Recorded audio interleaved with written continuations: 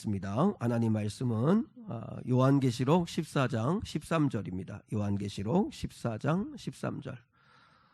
성경을 좀 펼치시고 너무 주보만 보지 마시고 성경도 좀 펼치셔서 하나님 말씀을 우리 함께 나누겠습니다. 요한계시록 14장 13절. 요한계시록 14장 13절. 우리 한 줄 말씀인데 우리 같이 한번 한 목소리로 하나님 말씀을 우리 한번 받들어 읽겠습니다.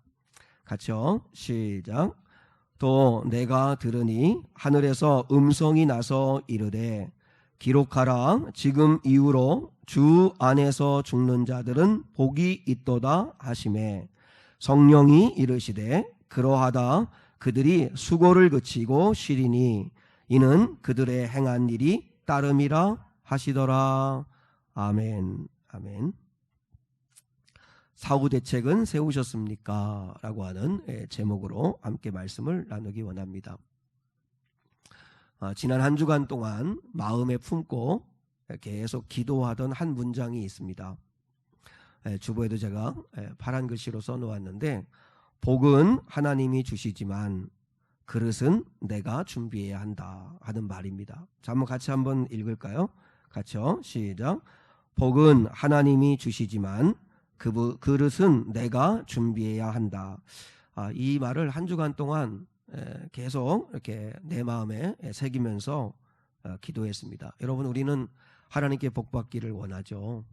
하나님은 당신의 자녀들에게 기쁘게 복 주시고 은혜 주시기를 좋아하시는 하나님이심에 틀림없습니다. 근데 왜 하나님은 나에게 복을 안 주시는 것 같고 은혜 안 주시는 것 같을까?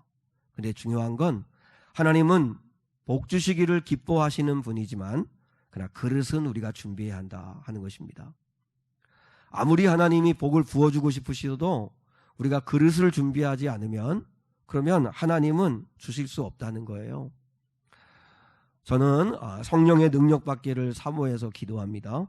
또 성령님께서 성도들을 감동해 주시기를 또 바라고 이렇게 오늘 한번 예배를 드리더라도 사는 성도들이 영혼이 거듭나고 또 회개하고 식어진 신앙이 다시 회복되는 그런 기적 같은 일이 벌어지기를 바랍니다. 근데 그러려면 그릇이 준비돼야 되겠죠. 그러면 먼저 내가 결사적으로 하나님께 사모함으로 매달렸나? 내가 순종의 그릇을 준비했나? 뭐 순종도 안 하면서 또 믿음의 말, 또 기도 안 하면서 간구하지도 않으면서 그런 그릇을 준비하지도 않으면서 복을 받으려고 하는 건 말이 안 되는 거죠. 내가 거룩한 말과 마음을 품고 살았는가 하는 것들을 점검합니다. 능력은 내게 없지만 그러나 하나님의 능력이 내게 임하려면 그릇이 깨끗해야 되잖아요. 디모데서에 보면 우리 하나님은 너희들이 다 금그릇대라, 다 큰 그릇대라 그렇게 말씀하지 않으셨어요. 질그릇이든 나무그릇이든 은그릇이든 금그릇이든 상관없다. 그러나 주인이 보기에 깨끗해야 쓰신다. 깨끗해야. 그러니까 우리가 뭐 큰 그릇이 아니어도 괜찮고 금그릇이 아니어도 괜찮습니다. 금수저 물고 태어나지 않는 그런 뭐 좋은 조건이 아니어도 괜찮습니다. 중요한 건 뭐냐면 내가 깨끗한 그릇이 돼야 되죠. 그릇이 준비돼야 하나님이 부어주실 거 아니에요. 뭐 사모하지도 않고 기도하지도 않고 구하지도 않는데 하나님이 은혜를 부어주시는 경우는 없어요. 우리 성도들도 오늘 이 예배가 여러분이 다시 한번 그릇을 준비하는 시간이 되길 바라고 그런 사모함이 회복되는 은혜가 있기를 축복합니다. 하나님 아버지 앞에 여러분 간절하게 그릇을 준비하고 기다려야 주님이 부어주신다는 사실을 꼭 기억할 수 있으면 좋겠습니다. 오늘은 지난 시간에 이어서 요한계시록 14장에 나오는 새 천사들의 외침에 대해서 나눕니다. 이 새 천사들의 외침을 우리가 그리스도인으로서 잘 살기 위해서 반드시 우리가 물어야 할 질문 세 가지가 있다. 이 답을 반드시 우리가 얻어야 된다 하는 이야기를 했습니다. 그래서 지난주에는 두 가지를 나누었어요. 첫 번째는 당신은 영원한 복음을 가졌는가?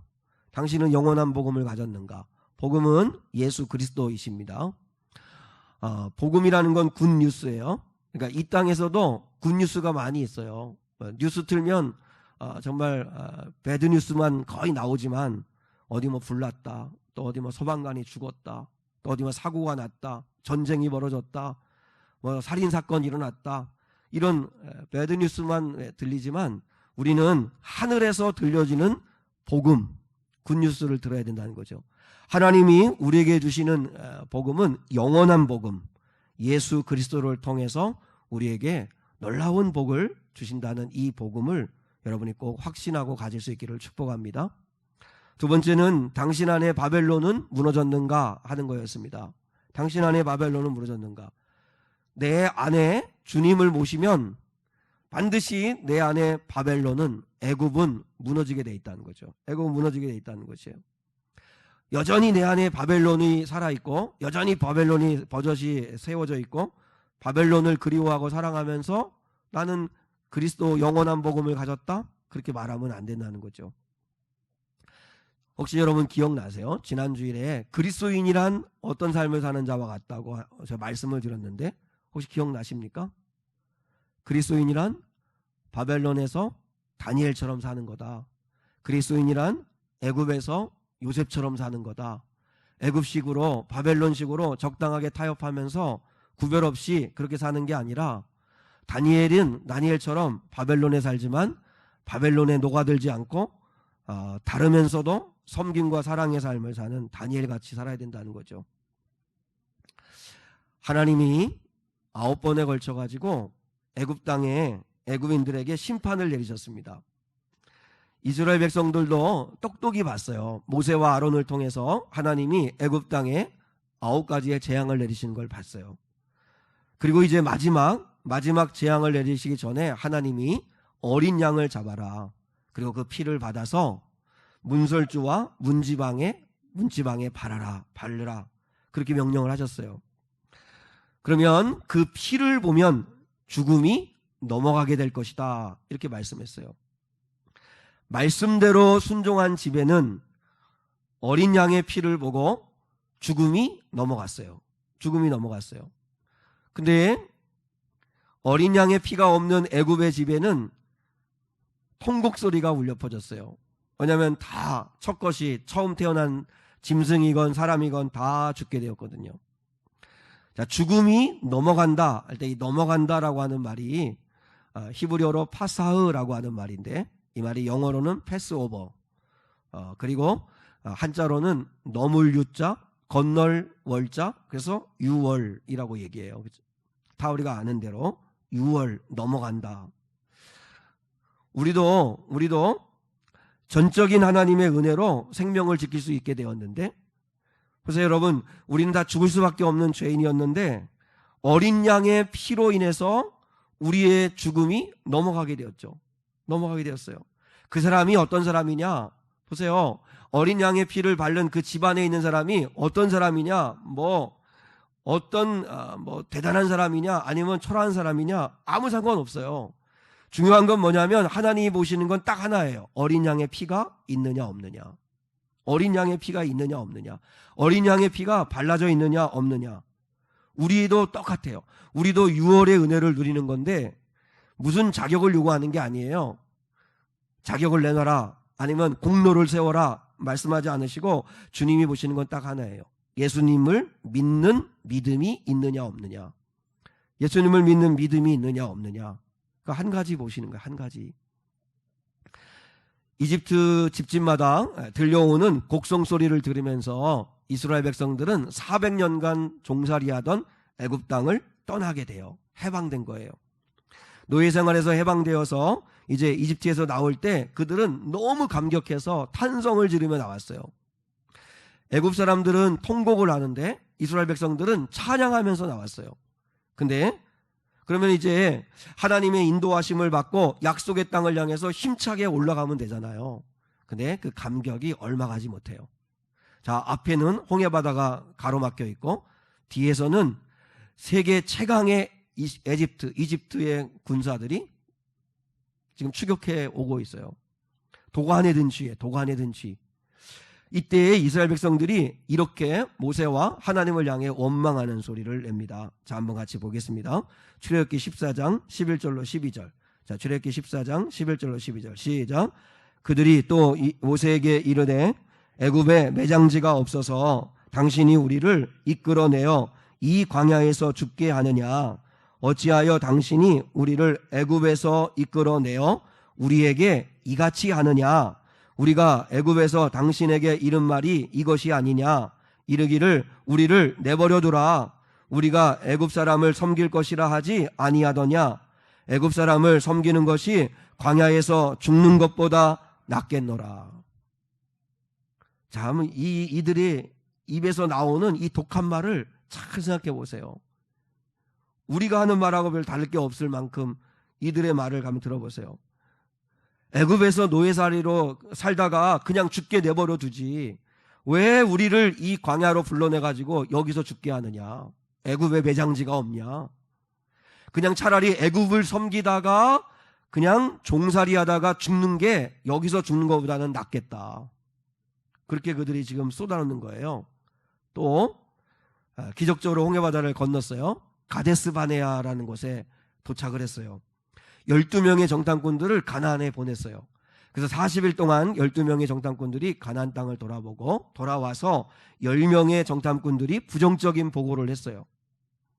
막상 가보니까 가나안 땅을 지키고 있는 원주민들은 정말 장대한 자들이더라. 그들 보기에 우리는 진짜 그 유명한 말이죠. 메뚜기 같다, 메뚜기 같다. 가을철에 피티병에다가 그죠? 메뚜기 잡아가지고 이렇게 한 마리, 두 마리, 세 마리 이렇게 넣어가지고 메뚜기 장난하고 이렇게 메뚜기 이렇게 좀 붙들고 있으면 금방 다리 꺾여버리고 그저 죽어버리는 메뚜기. 그들이 볼 때 우리는 메뚜기 같더라. 우리 힘으로는 그 땅을 절대로 차지할 수 없다. 들어가면 다 죽는다. 그런 얘기를 해요. 그러니까 민수기 14장 1절로 3절에서 또 이스라엘 백성들이 뭐라고 하는가 한번 또 들어봐요. 자, 같이 읽겠습니다. 시작. 온 회중이 소리를 높여 부르짖으며 백성이 밤새도록 통곡하였더라. 이스라엘 자손이 다 모세와 아론을 원망하며 온 회중이 그들에게 이르되 우리가 애굽 땅에서 죽었거나 이 광야에서 죽었으면 좋았을 것을 어찌하여 여호와가 우리를 그 땅으로 인도하여 칼에 쓰러지게 하려 하는가? 우리 처자가 사로잡히리니 애굽으로 돌아가는 것이 낫지 아니하랴. 또 뭐라고 이야기해요? 애굽으로 가는 게 차라리 낫겠다는 거예요. 한번 여러분 생각해 봐요. 애굽에 가면 이스라엘 백성들을 위해서 자기 주택이 준비되어 있어요? 애굽에 가면 적금 들어놨나요? 그래서 적금 타가지고 이제 그거 떵떵거리면서 먹고 살 수 있는 건가요? 아니에요. 애굽에 가면 그들이 뭐 하는 거예요? 벽돌 만들면서 평생 노예살이 하는 거예요. 평생 노예살이 하면서 벽돌 만들면서 강제노역 시달리다가 누구도 주목하지 않도록 비참하게 죽고 마는 게 애굽 땅이에요. 근데도 조금만 어려우면, 조금만 힘들면 뭐라고 그래요? 애굽에 사는 게 낫겠다. 차라리 애굽에 사는 게 낫겠다. 차라리 애굽에서 죽는 게 낫다. 이 광야에서 아니면 가나안 땅의 부족들한테 칼에 찔려서 그래서 죽는 것보다는 차라리 애굽에 사는 게 낫다. 지금 이들은 어디 가는 거예요? 하나님의 10가지 기적적인 재앙을 심판을 통해서 구원받은 이들이 찬송하면서 애굽에서 나와가지고 그리고 이제 약속의 땅 가나안을 향해서 믿음으로 가는데 조금만 어려우니까 힘드니까 뭐라고 하는 거예요? 차라리 돌아가자. 차라리 애굽이 낫다. 우리하고 똑같지 않아요? 예수 믿어도 별로 좋은 게 없네. 예수 믿으니까 오히려 더 힘들어. 부담스러운 게 많아. 믿음의 대가를 지불하느니 차라리 애굽에서 사는 게 나아. 제가 어제 저녁 때 잠깐 들어가서 이렇게 TV를 보는데 EBS TV를 보는데 그 내용이 뭐냐면 이렇게 주중에는 서울에서 직장 생활하고 그리고 주말에는 시골집 하나를 사가지고 매일마다 주말마다 내려가가지고 이렇게 집을 자기 스스로 이렇게 리모델링해서 고쳐가지고 그래서 전원생활하는 거예요. 근데 강원도 평창에서 전원생활하는 건데 근데 시골집을 하나 샀으니까 그러니까 별장을 하나 구한 거예요. 그리고 그 앞에는 강이 흘러가지고 정말 아름답고 예쁘더라고요. 카누를 타요. 카누를 타고 바베큐를 해먹고 그러면서 주말주의를 즐기다가 오는 거예요. 그러면서 그걸 보면서 집사람하고 나하고 둘이 동시에 한 얘기가 뭔지 알아요? 저 사람은 예수 안 믿는구나. 그러니까 주말 주일에 저렇게 가서 편하게, 그죠? 교회 다니는 사람이면 우리 성도들도 그렇고, 그죠? 뭐 주말 주일에 오히려 주일에 예배 드려야 되고 봉사하고. 근데 주중에는 금요일까지 열심히 돈 벌고 그 다음에는 별장처럼 거기 가서 즐기다가 저녁 때, 주일 저녁 때 들어와 가지고 또 일주일 살다가 또 주말에 가면 그렇게 자기 즐거움, 자기를 위한 삶을 살아요. 물론 그걸 나쁘다고 제가 지금 말하는 게 아니고, 근데 예수 믿으면, 예수 믿고 교회 다니면 주일은 매여 있으니까, 주일 예배 드려야 되니까 그렇게 못해요. 그러니까 오히려 부담스럽고 힘드니까 뭐라고 그래요? 차라리 애굽에 돌아가는 게 낫겠다. 차라리 예수 안 믿고 내 마음대로 내가 하고 싶은 대로 사는 게 훨씬 더 배수편하고 좋겠다. 말은 그렇게 안 할지 모르지만 우리 마음 안에 이런 생각이 있죠. 그런 말 있죠. 개똥밭에 굴러도 이승이 낫다 하는 말 있죠. 여러분, 개똥밭에 굴르는데도 이승이 낫다. 그러니까 차라리 조금 병들고 좀 가난하고 힘들어도 그래도 이 땅에서 더 즐기게 사는 게 낫다 하던데, 이게 그리스도인의 마음에도 이런 마음이 있는 건 아닌가? 하나님이 베풀어 주신 은혜는 까마득히 잃어버리고 종살이해도 좋으니까 애굽에서 살고 싶다, 애굽에서 죽고 싶다, 이렇게 이야기하는 이스라엘 백성들의 모습이 우리 모습은 아니냐 하는 거예요. 천국은 모르겠고, 뭐 죽고 난 다음에 천국은 뭐 내가 가보지도 않고 내가 모르겠고, 그냥 이 땅에서 그냥 즐기면서 편안하게 살고 싶다, 이런 마음이 불끈불끈 일어나는 게 지금 이스라엘 백성들과 다를 바 없는 거 아니에요? 약속의 땅을 향해 믿음으로 절제하며 가는 삶이어야 되는데, 조금만 힘들면 애굽 바라보고, 조금만 힘들면 애굽이 좋다고 그러고, 그렇게 하는 게 우리의 모습은 아닌가? 여러분, 그러나 기억해야 합니다. 이 땅은 바벨론이고 이 땅은 애굽인데 무너질 땅이라고 하나님이 분명히 말씀해서 천사들 통해 바벨론은 무너졌도다, 바벨론은 무너졌도다. 우리 아까 하영이도 기도했지만 그네 이 땅에서, 그러니까 우리는 그냥 말은 안 해도 영원히 살 것처럼 뭐 죽음의 이야기를 뉴스에서 그렇게 많이 보면서도 나는 아닐 거라고, 우리는 아닐 거라고 하면서 아무 생각 없이 우리가 살아가고 있는 건 아닌지. 자, 여러분, 우리 안에 바벨론이 무너져야 그리스도께서 우리 안에 사세요. 할렐루야, 할렐루야. 그리고 세 번째, 마지막 하나 더 물어야 할 질문은, 자, 이건 따라하겠습니다. 당신은 사후 대책을 세우셨습니까? 자, 대책이라고 하는 말을 제가 국어사전에 찾아보니까요, 대책이라고 하는 말이 어떤 일에 대처할 방책, 이렇게 정의되어 있어요. 무슨 말이냐면, 앞으로 미래에 벌어질 일을 우리가 충분히 예측할 수 있잖아요. 어느 정도는. 그러니까 충분히 앞으로 닥칠 일들에 대해서 지금 방책을 준비해 놓는 게 대책이에요. 그러니까 미래에 벌어질 일에 대해서 지금부터 차근차근 준비하는 거, 그게 대책을 세운다는 뜻이에요. 그런 의미에서 모든 사람들이 다 세우는 대책 가운데 하나가 은퇴, 노후 대책이죠. 은퇴와 노후 대책을 세워요. 대기업은요, 40대, 50대만 돼도 임원 승진 못하면 퇴직해야 됩니다. 그러니까 40, 50대만 돼도 대기업에 취직해서 좋다고 하지만, 그러나 금방 퇴직해야 돼요. 그럼 퇴직하고 난 다음에 난 어떻게 살아야 될까? 보통 사람들 같으면 다 60대면 다 퇴직합니다. 다 은퇴합니다. 그러면 은퇴 후에 나는 어떻게 살 건가? 왜냐하면 삶은 80년, 90년을 살게 되는데, 뭐 100세까지도 살게 되는데, 그러면 남은 20, 30년은 어떻게 살 건가? 은퇴 후에는 나는 뭐 하면서 어떻게 살 건가? 그러면 그 은퇴 후에 노후의 대책은 세워져 있는가? 그래서 전문가들이 노후 준비를 위해서, 여러분도 다 아시지만 제일 중요한 건 노후 자금 준비해야 된다. 그래서 지금부터 연금 들죠. 근데 노후 자금만 준비하면 안 되잖아요. 돈은 준비했는데 건강 없으면 안 되잖아요. 그러니까 노후 건강을 위해서 지금부터 준비해야 된다. 또 적당한 소속감이 있어야 된다. 근데 소속감을 위해서 관계를 맺어야 된다. 보세요, 여러분, 오늘날의 사람들 가운데서 혼자 되는 게 무서우니까 모임을 계속 가져요.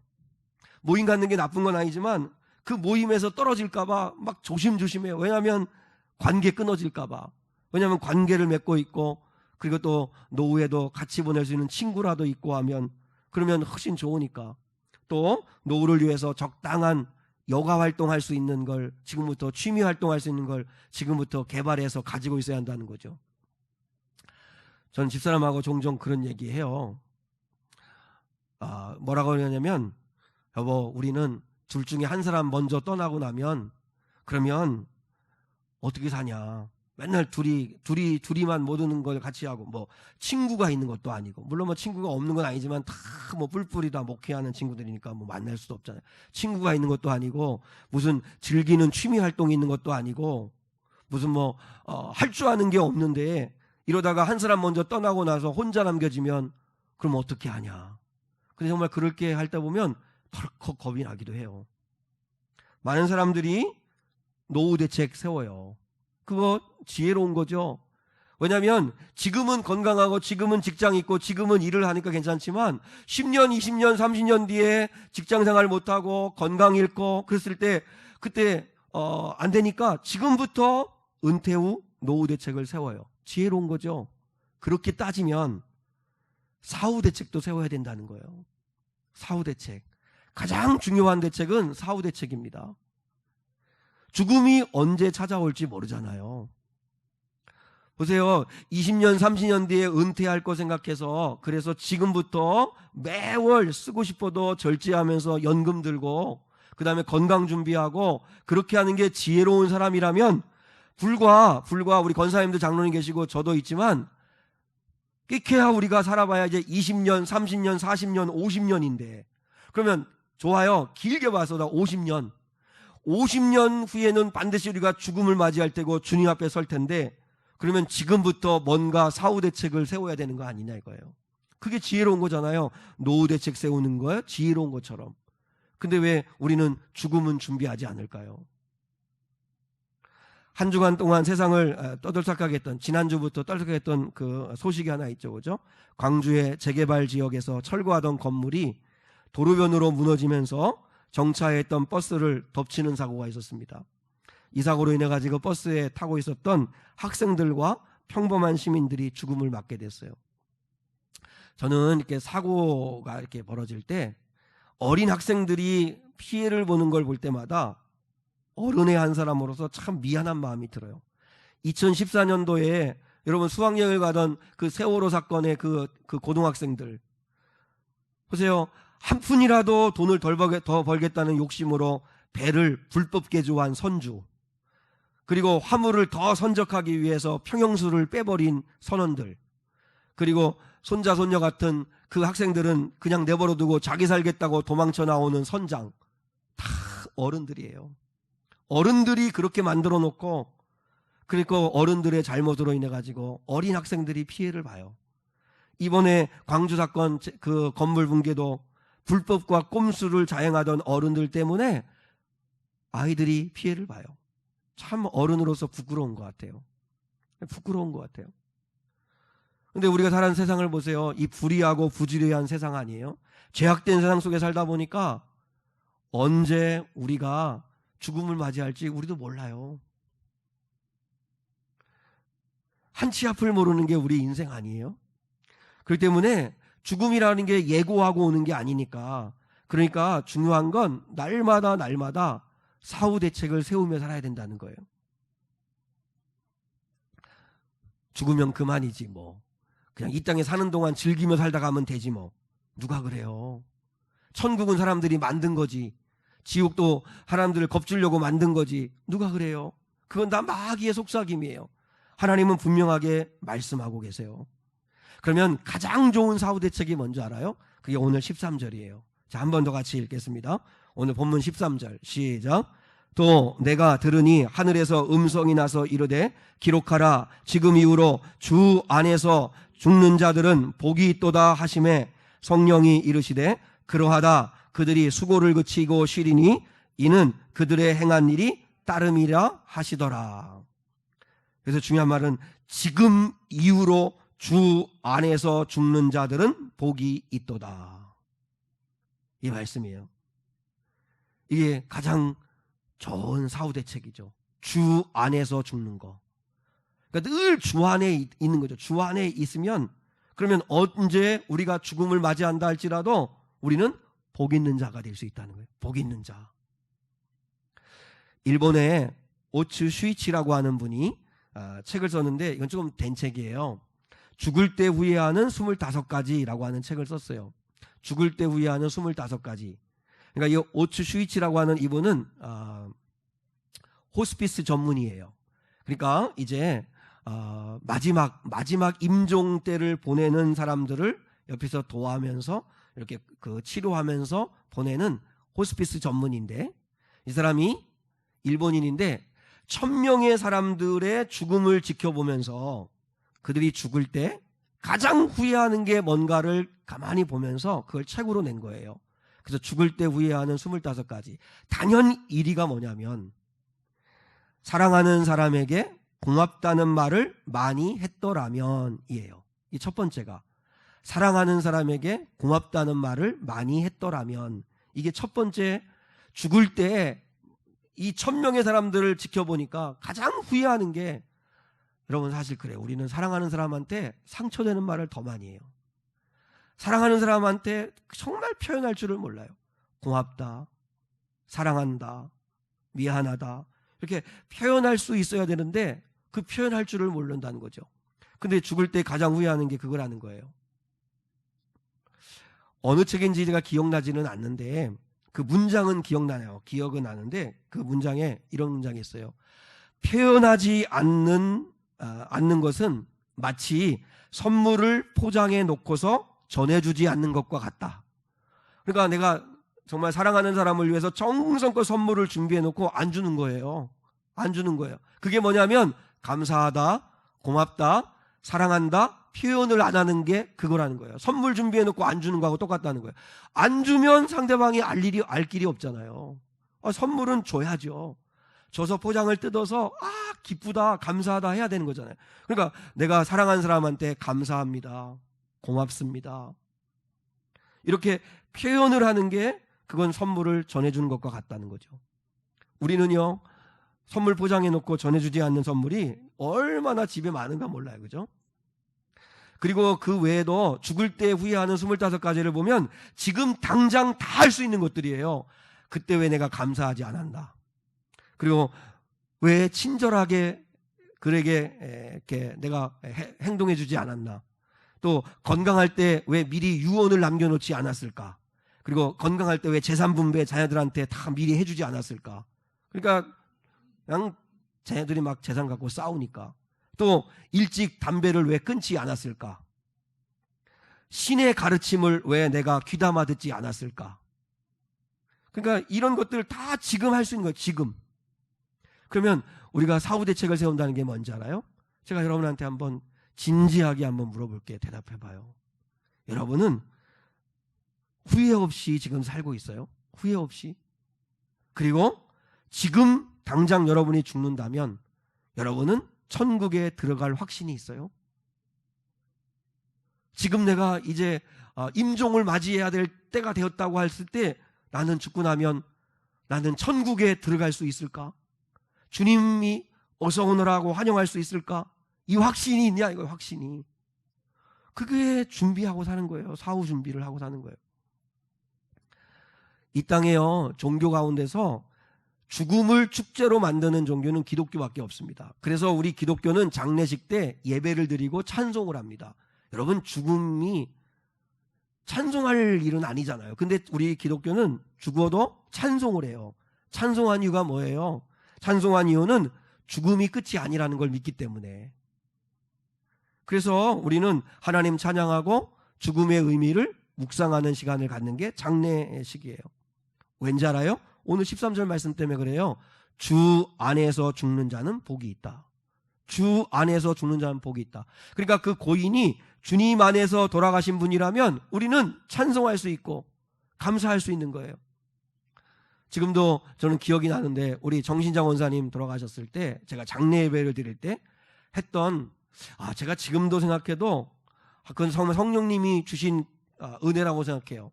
제가 발인 예배 때는 무슨 본문을 가지고 설교했냐면 아가서를 가지고 설교했어요. 아가서가 뭐냐면 나의 사랑, 나의 사랑, 나의 어여쁜 자야, 일어나 함께 가자. 그게 그날의 본문이었어요.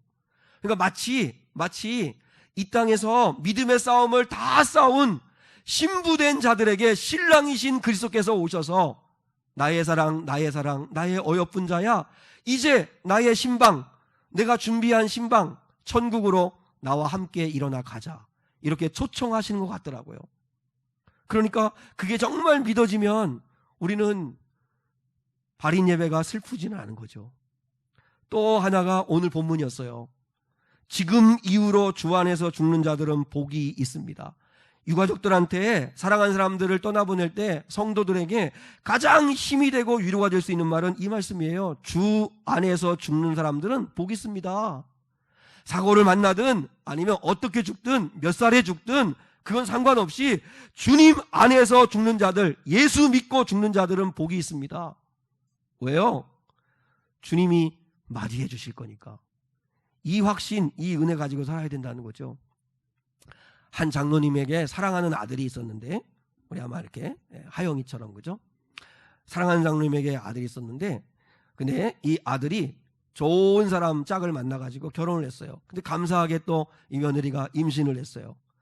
근데 이제 임신해서 이제 이렇게 몇 달 지나고 난 다음에 이 태아 건강 상태를 위해 검사했더니 태아 심장에 이상 소견이 보이는 거예요. 그래서 이대로 이 아이가 태어나면 그러면 얼마 살지 못하고 죽을 수도 있다 하는 이제 의사 소견을 낸 거예요. 가족들이 탁 모였어요. 믿음의 가정이고 하니까 장로님과 그 아들 내외들 가족들이 모여가지고 회의를 했는데 가족 회의 끝에 그래도 낳자. 하나님이 주신 생명이니까 낳자. 그래서 이제 바라던 아이가 태어났어요. 예상과는 달리 건강한 아이로 태어났습니다. 이러면 얼마나 좋겠어요. 근데 기적은 일어나지 않았어요. 그 아이는 심장 이상으로 태어났어요. 그래서 불과 이 아이는 태어나서 1시간 만에 죽었어요. 1시간 만에. 이 장로님의 아들, 이 아들은 이 아이가 태어났을 때 너무너무 기쁘더라는 거예요. 왜냐하면 자기의 아이가, 자기 생명과 같은 아이가 태어난 것 때문에 너무 기뻤더라는 거예요. 근데 이 아이가 1시간 만에 죽으니까 너무 낙심을 한 거예요. 절망을 한 거예요. 심장 이상으로 태어나게 된 그것보다도 죽은 것 때문에 더 슬퍼하고 힘들어하더라는 거죠. 그래서 아버지인 장로님이 아들 내외 며느리하고 아들을 불렀대요. 불러서 이런 이야기를 해줬다고 그래요. 사람이 태어나서 한 번은 죽는 길을 간단다.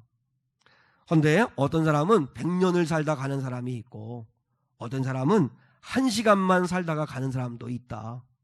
그런데 누가 더 잘 산 인생인지는 하나님 앞에 가봐야 한다. 그런 얘기를 했다는 거예요. 100년을 살아도 자기 자신만을 위해 산 사람은 하나님 앞에서는 잘 산 사람이 아닙니다.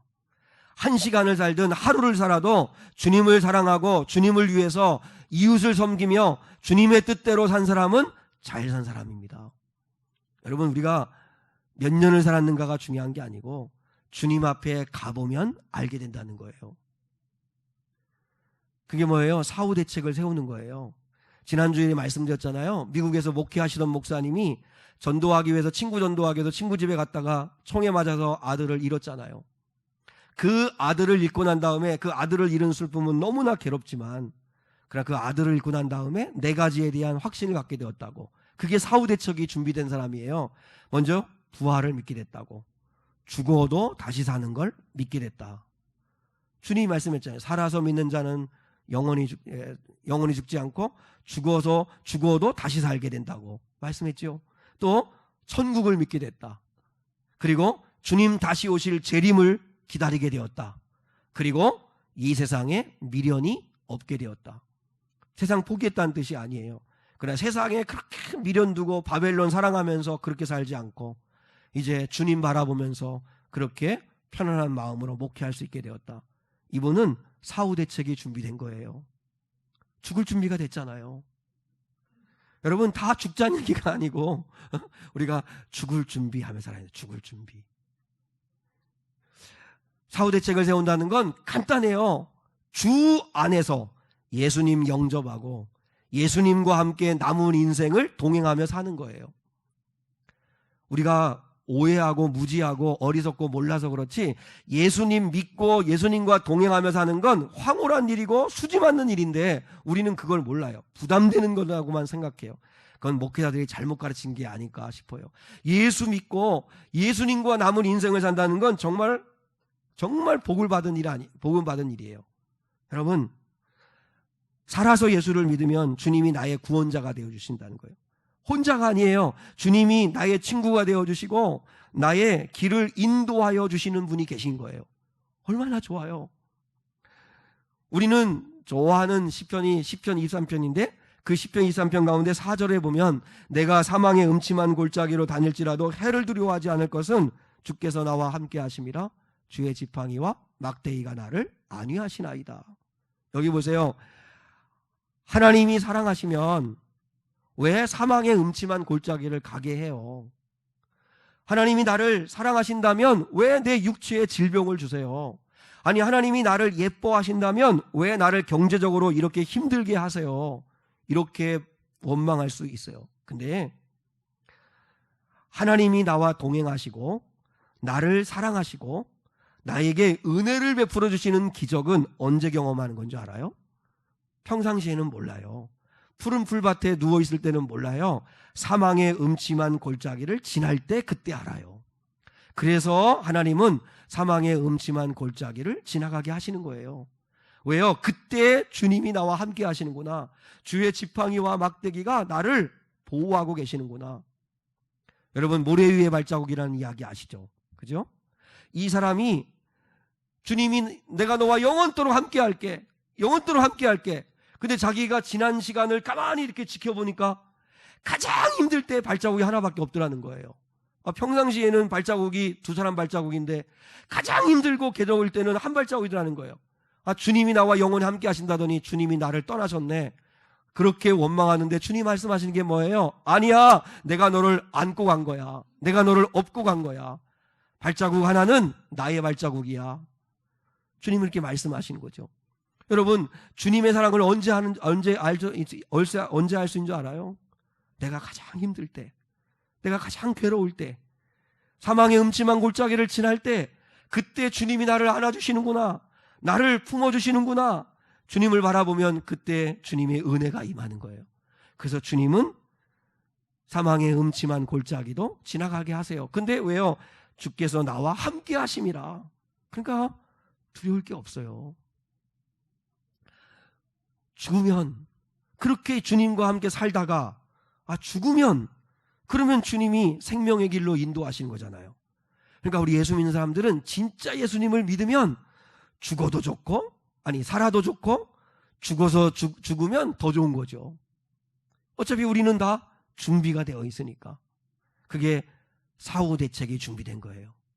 인생 대책 세우시느라고 여러분 따박따박 연금 들어가시고 따박따박 보험도 드시고 실비소 보험도 들고 실손보험도 들고 다 여러분 준비하시는 게 지혜롭다면, 그러면 한 가지 더, 분명히 20년 30년 뒤를 여러분이 미리 준비하고 계시면서, 그러면 20년 30년 40년 50년 뒤면 갑자기 우리에게 찾아올 죽음, 그 죽음도 대책을 세우고 살아야 된다. 그게 주 안에서 죽는 자들은 복이 있도다. 이 말씀 붙들어야 된다는 사실을 꼭 기억할 수 있기를 축복해요. 자, 우리 491장 저 높은 곳을 향하여 우리 찬양 드리기 원하는데, 후렴 가사가 이래요. 내 주여 내 맘 붙드사 그곳에 있게 하소서. 그곳은 빛과 사랑이 언제나 넘치옵니다. 이게 영어의 그 가사를 보면, 원래 가사에 보면 내 주여 내 발 붙드사예요. 내 발 붙드사.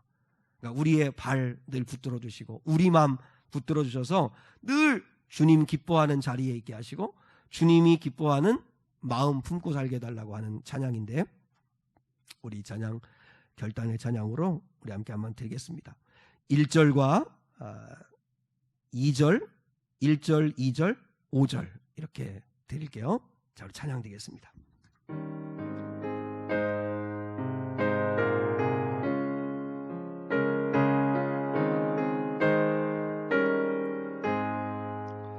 저 높은 그곳을 향하여 날마다 나아갑니다. 내 뜻과 정성 모아서 날마다 기도합니다.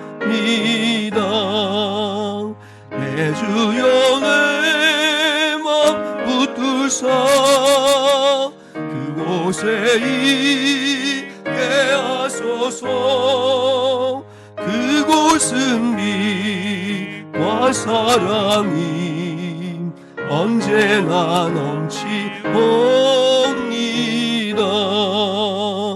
괴로움과 죄가 있는 곳 나 비록 여기 살아도 빛나고 높은 저곳을 날마다 바라봅니다. 내 주여 내 맘 붙드사 그곳에 있게 하소서. 그곳은 빛과 사랑이 언제나 넘치옵니. 내 주를 따라 올라감. 내 주를 따라 올라 저 높은 곳에 우뚝 서 영원한 복락 누리며 영원한 복락 누리며 즐거운 노래 부르리. 내 주여 내 맘 붙드사 그곳에 있게 하소서. 그곳은 빛과 사랑이 언제나 넘치옵니다.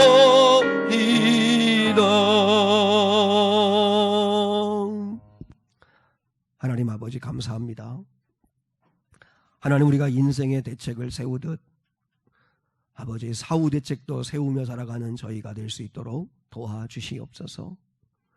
아버지 하나님 이제부터 주 안에서 죽는 자들은 복이 있도다 하시는 말씀대로 우리 사랑하는 예수님을 믿고 그 예수님을 나의 길, 나의 생명, 나의 진리로 삼고 그 주님과 함께 동행하며 살아가는 거룩한 삶을 살다가 주님 계신, 주님이 예비하신 하나님의 아름다운 나라 천국에 들어가는 저희들이 될 수 있도록 축복해 주시옵소서.